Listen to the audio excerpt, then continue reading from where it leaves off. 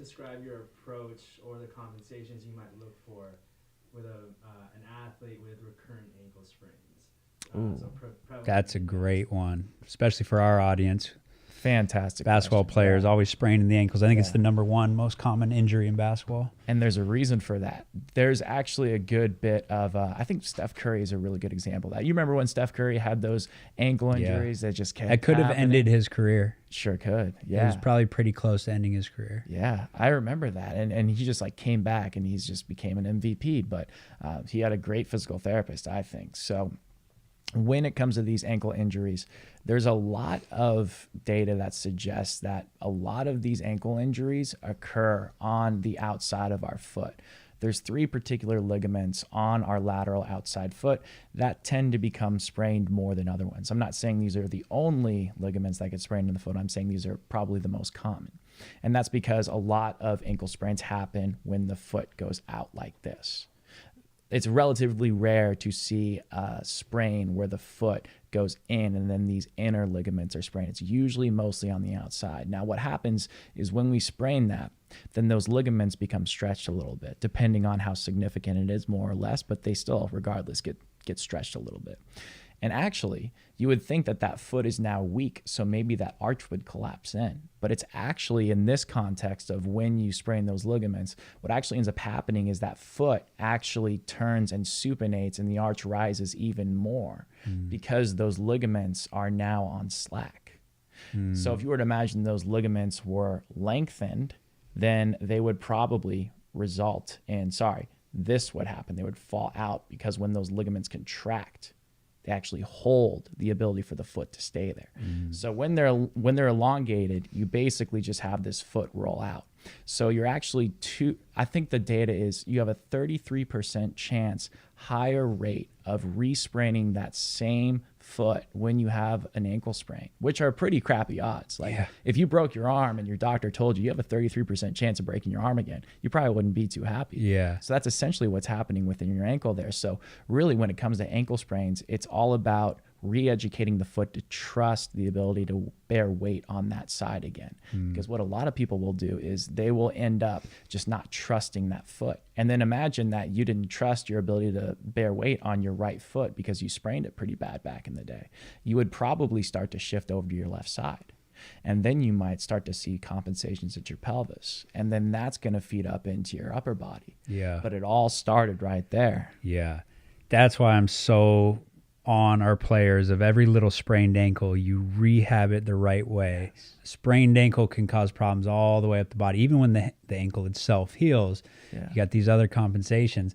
It's so good to hear that from other people because I'm always telling our athletes that, and they're like, yeah, I'm fine. You know, a lot of these guys are warriors, and that's why they can go out and play 82 games in a row is because they're so tough mentally. And they can push through pain. But there's also a time to be like, hey, man, just rehab this the right way because it could cause problems down the line. But that makes so much sense because I had the worst sprained ankle when I was an intern.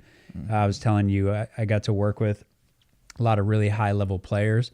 And we went out and I was playing against Darrell Rivas, legendary corner, which, by the way, this dude, man, best defender I've ever played against. Really? I've played against so many NBA players, and my crossover works against everybody. I might get blocked from behind with some of these guys with length, but my crossover is going to work. I'm going to get in the lane, not against Darrell Rivas.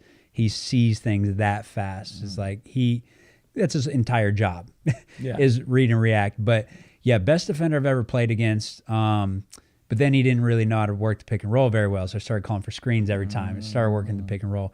We had game point, and I was driving, and I got tackled from behind, and I came down with all their body weight on my ankle. Was it him that tackled you? I don't know. I never figured out who tackled me. I don't know if it was him or his teammate. We were playing 2-on-2. Okay. I don't even know. All I remember is I came down on my ankle, and I was like, I'm done. That's it. This is the worst sprained ankle I've ever had. Couldn't put any pressure on or anything. And then it's funny, the people listening to this, anybody who was on my first ever program, which was filmed on my phone, I was balancing it on a cone, but you can go back and you can see that I was wearing an ankle brace through the full thing. So I was rushing to get that program out, And so I didn't rehab it at all. And I could barely put pressure on it, but I was doing plyometrics to get this program out. I was demoing plyometrics. And I knew that I was setting myself up for failure, but I just kept doing it. And I filmed a year's worth of content on that sprained ankle. Afterwards, my foot was in so much supination. My right foot was so high. Like I had the biggest arch, and it just made no sense to me. Yeah. And that was it. And it took years to finally get it comparable to where the left is.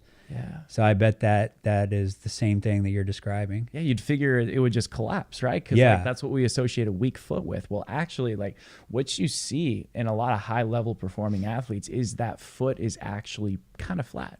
And I don't think that's a problem, because a lot of people think flat foot equals bad. I don't necessarily think that. I think a lot of people are using that pronation strategy to actually push. And usually, so what actually needs to happen when we push off is the arch kind of goes into that pronation like we mentioned, but that actually creates a stretch of the tissues on the bottom of our foot, which allows and causes a chain reaction up into our pelvis to where that's going to spring our arch back up. And that's going to actually create the hip to allow that hip to extend. And all those muscles are going to fire through a lot of that fascial connection, through that interconnectedness of our muscles and joints and tissues. That stretch at the foot causes that. It's going to be a lot harder to do that if you've got a really supinated foot. So I think that you see it a lot, and I'm glad you brought up the sprained foot idea, because you see this a lot with people that sprint and have had that sprain. You often see an inability to push off quite as well as the other side, and you start to see these asymmetries build and build. But if that foot was just educated to learn how to pronate again properly, and then also build up some strength within the resiliency of those tissues on the bottom of the foot, then I think we can start to get that body and brain to trust having weight on that side. But oftentimes you see, I got to get off this side. I got to get off it really quick. Yeah.